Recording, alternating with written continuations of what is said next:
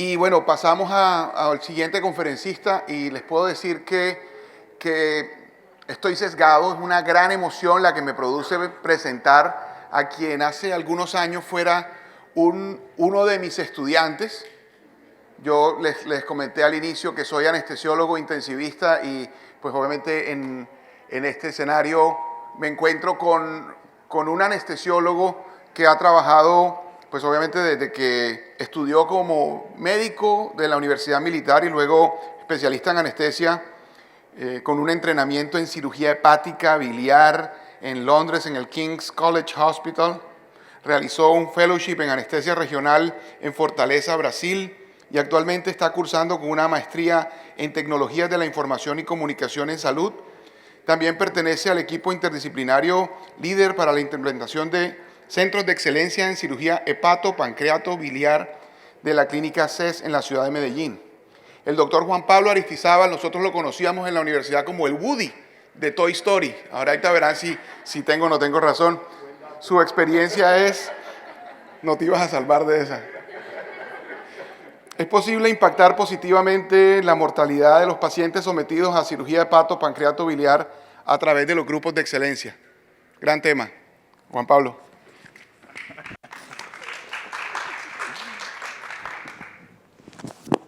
Bueno, buenas tardes. Ya después de esa presentación, ya me da hasta pena pararme aquí y contarles lo que voy a decir. Bueno, antes de comenzar, quiero hacer una aclaración en cuanto a abreviaturas para que todos tratemos de hablar el mismo idioma. En este caso, HPB es hepato, pancreato, biliar. Algunas veces se puede confundir con hiperplasia o hipertrofia prostática benigna. Pues no, en este caso no lo es.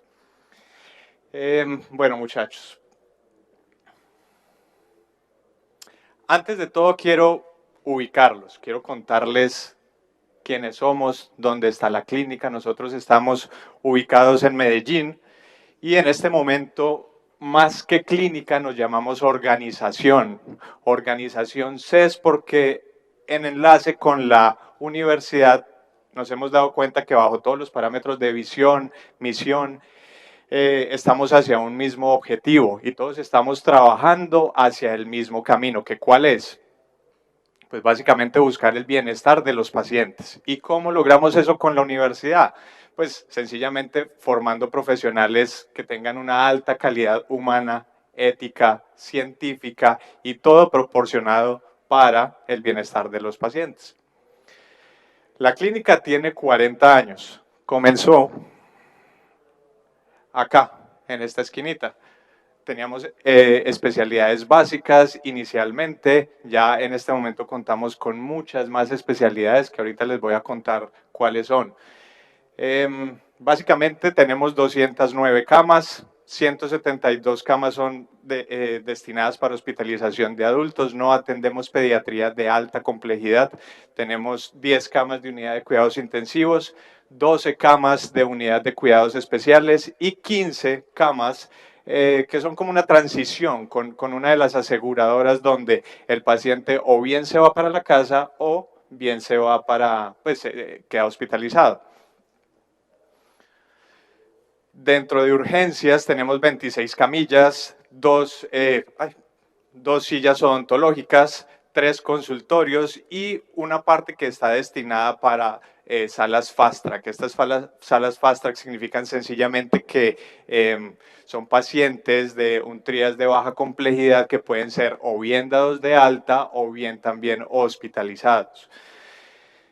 En procedimientos, lo que les contaba ahorita de las especialidades y lo que ha cambiado a través del tiempo. En este momento contamos con 9 quirófanos, hacemos yo creo que la mayoría de especialidades, hígado, cardiovascular, urología, neurocirugía, cirugía general, cirugía plástica, pues en realidad no tenemos pediatría de alta complejidad ni obstetricia. Para los anestesiólogos diremos afortunadamente, ¿no? Electrofisiología, hemodinamia. En hemodinamia no solamente en estas salas hacemos servicios de hemodinamia, también hacemos neurointervencionismo. Laboratorios clínicos, tenemos laboratorio de patología, tenemos un laboratorio clínico y contamos con la fortuna de tener un laboratorio de genética. Este laboratorio de genética nos sirve para hacer estudios de farmacogenómica, hacer mapeos, hacer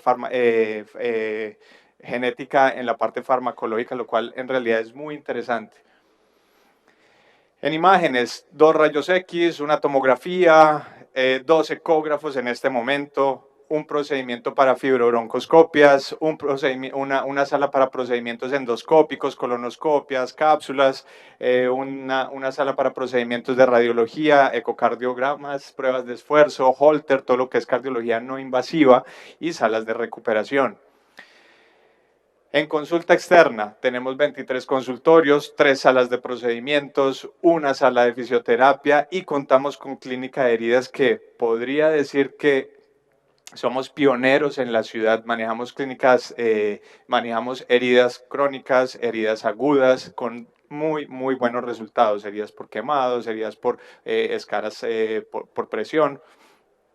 Y contamos también con una sede externa a la clínica de cardiología no invasiva, donde hacemos ecocardiografía, donde se hace Holter, donde se hace mapeo, electrocardiogramas y también tenemos sala para TIL test.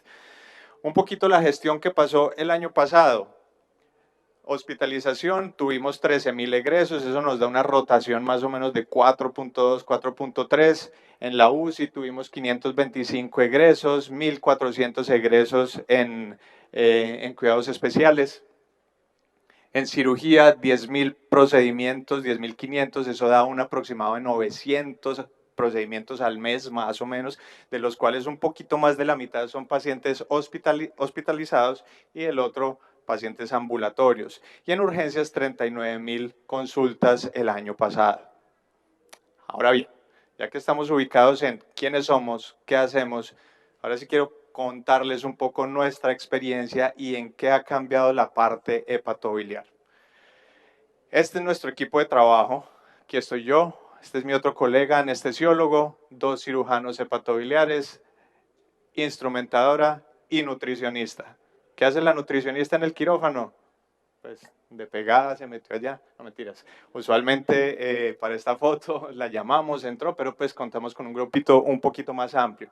Y estos son los procedimientos que nosotros hacemos. El grupo en realidad lo conformamos hace tal vez 5 o 6 años.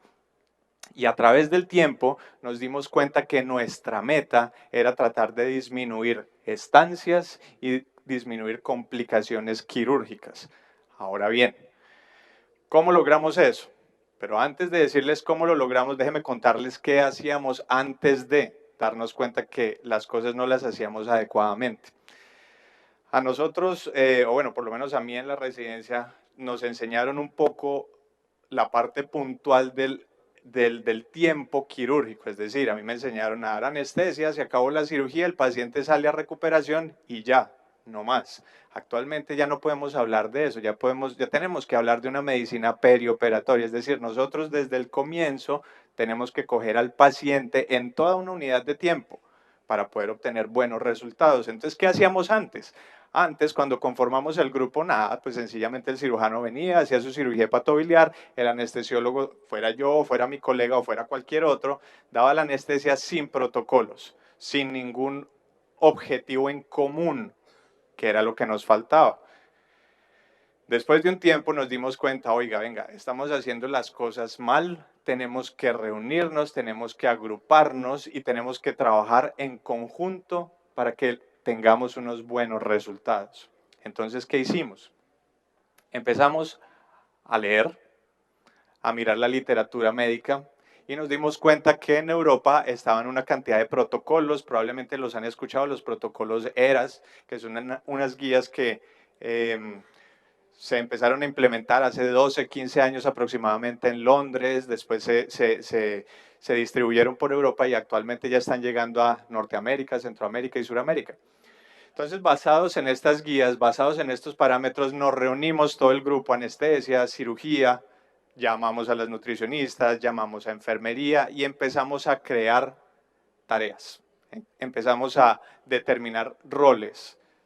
manejos para todo el paciente y para precisamente toda la línea del tiempo, desde que lo veíamos en consulta externa hasta que le dábamos alta hospitalaria.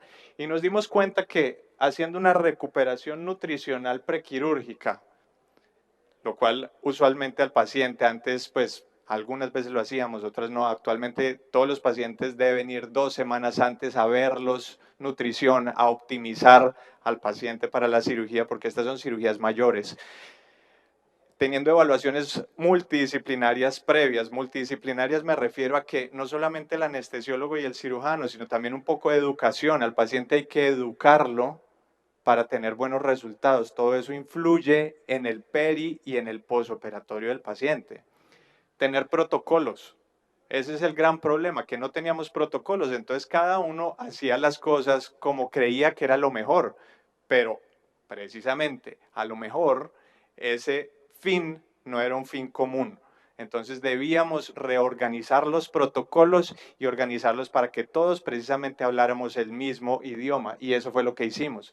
No solamente creamos protocolos para anestesia, sino cirugía también se encargó de crear protocolos en su manejo quirúrgico. Y definitivamente lo que hablábamos ahora, soportes nutricionales, en la primera charla de la tarde, soportes nutricionales, importantísimo, vital, soporte nutricional temprano.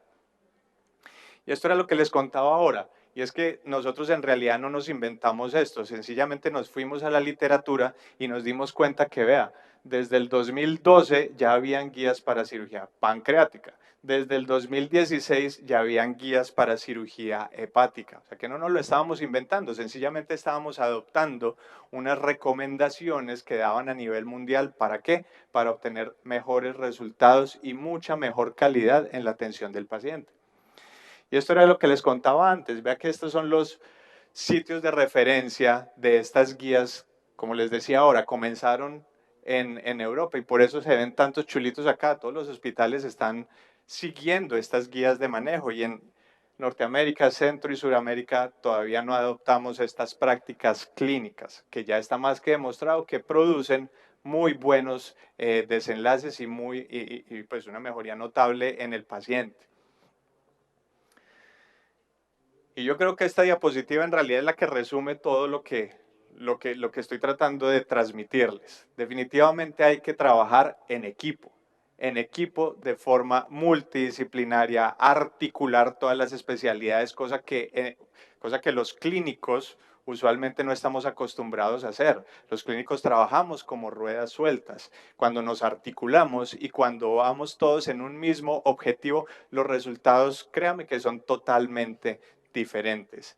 Y ojo, no solamente es trabajar en equipo, también es auditarse, porque es que si no nos auditamos, los resultados pueden no ser adecuados y podemos seguir cometiendo el mismo error y se vuelve una bola de nieve. Entonces también hay que auditarnos, también hay que mirar qué estamos haciendo y de esa forma corregirlo.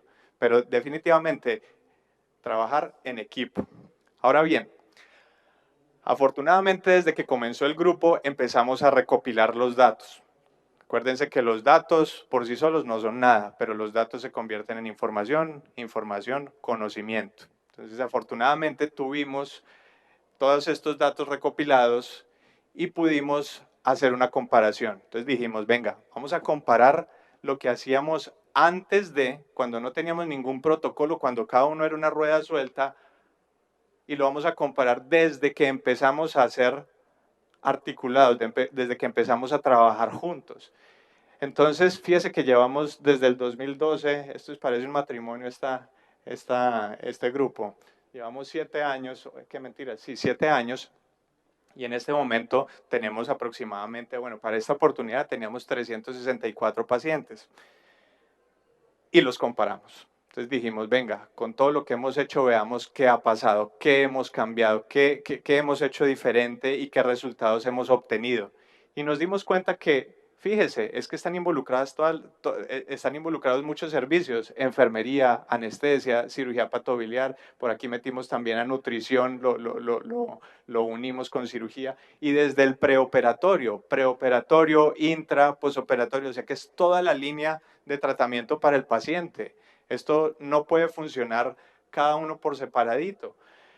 Y al hacer todos estos protocolos, al precisamente tener todas estas guías, por ejemplo, anestesia, cambiamos el paradigma del ayuno. Tenemos ya protocolos para el manejo intraoperatorio.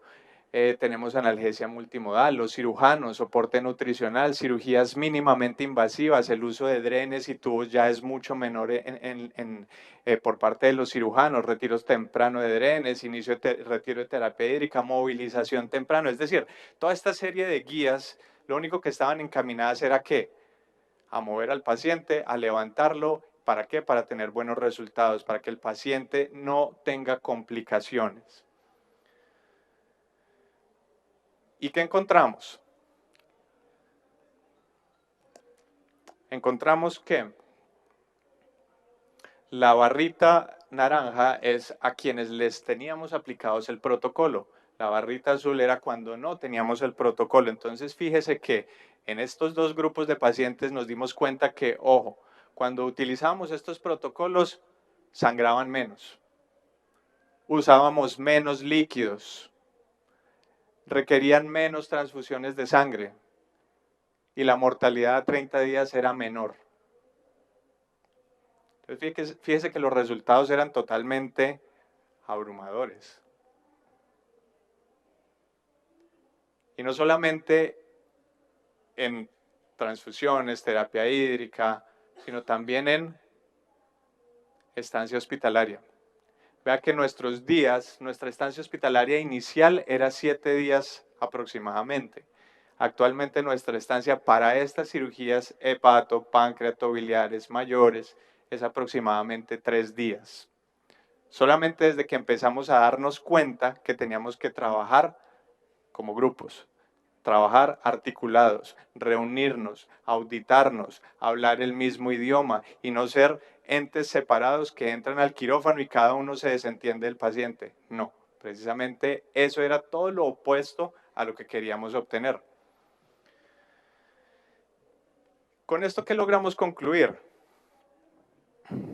Como que me fui muy rápido, Tomás, ¿ah? Con esto nos dimos cuenta que definitivamente requerimos un manejo multidisciplinario, un equipo, que todas las intervenciones deben estar orientadas a la efectividad y la seguridad, que hay obligatoriamente que tener protocolos y no solamente anestesia, cirugía, enfermería, nutrición, todos tenemos que seguir un protocolo porque si no cada uno llega y hace lo que le parece y los resultados no van a ser buenos. Puntualmente en anestesia teníamos protocolos intraoperatorios y sobre todo con el manejo hídrico que le dábamos a estos pacientes. Y obviamente teníamos que tener bases de datos y auditarnos. Esto es fundamental porque, como les decía ahorita, los datos finalmente van a generarnos conocimiento. Entonces tenemos que acostumbrarnos a empezar a organizar nuestros datos, a empezar a evaluarlos y a auditarnos precisamente para cambiar en pro del paciente. ¿Y qué aprendimos con esto? Aprendimos que requerimos innovación en los modelos, que necesitamos articularnos y comunicarnos con el equipo. Todo el tiempo andar comunicándonos. Esto es muy interesante porque si ustedes en nuestras cirugías es muy interesante porque cuando el cirujano ya pide algo o pide alguna cosa, nosotros como anestesiólogos ya vamos un paso antes de y ya sabemos qué está ocurriendo en el campo quirúrgico. Ya finalmente terminamos todos hablando el mismo idioma, hasta los cirujanos ya terminan hablando de anestesia, lo cual me ofusca un poco, pero bueno, todos terminamos hablando el mismo idioma, lo cual es positivo totalmente. Hay que estandarizar procesos. Hay que estandarizar procesos desde el pre, intra, post para los pacientes y siempre objetivos comunes. Precisamente para eso, para alcanzar las metas. ¿Y esto a qué va a llevar? Ya si lo vemos desde el punto de vista administrativo, pues se van a concentrar los pacientes con patologías comunes en un sitio que precisamente nosotros, nuestro logo es un compromiso con la excelencia, grupos de excelencia. Recuerden que excelente es el ser mucho mejor, es más que bueno, es un ejemplo. Entonces, precisamente para que los pacientes los concentren en sitios que sean grupos de excelencia. Y quiero terminar de verdad con esta frase, porque es que nos dimos cuenta que la excelencia no es un acto, es un hábito. Y eso es lo que eso es en lo que tenemos que convertirnos cuando trabajamos de forma multidisciplinaria y cuando hacemos las cosas con conciencia y con autoevaluación. Gracias.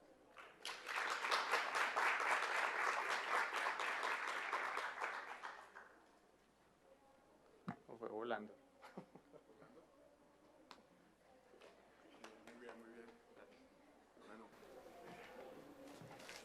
Hola, hola. Hola, hola, hola, hola. Bueno, ¿qué tal el alumno este, no? Nos salió general. Muchas gracias, Juan Pablo, porque de verdad sintetizas el ejercicio de lo que hemos estado viendo en estos días. Ayer hubo una mesa redonda del doctor Carlos Arteta y el doctor Rafael González, Inbanaco y Clínica Cobos, hablando de la necesidad de establecer eficiencia en los flujos de atención. Aquí vimos cómo los flujos se vuelven eficientes en una estrategia muy seria, muy dedicada, que es el ERAS, que no es más que la medicina perioperatoria de antaño, y cómo podemos nosotros, pensando en el paciente y teniendo el paciente identificado como el centro de atención, cómo podemos tener un grupo descrito por Michael Porter, Elizabeth Tisberg, en el tema de las unidades de práctica integral, cómo un grupo dedicado comienza a manejar estos que pueden ser de los pacientes más difíciles. No se nos olvide que el paciente de cirugía hepatopancreato-biliar es un paciente que tiene una catástrofe médica, ¿no? Así que felicitaciones, excelente experiencia.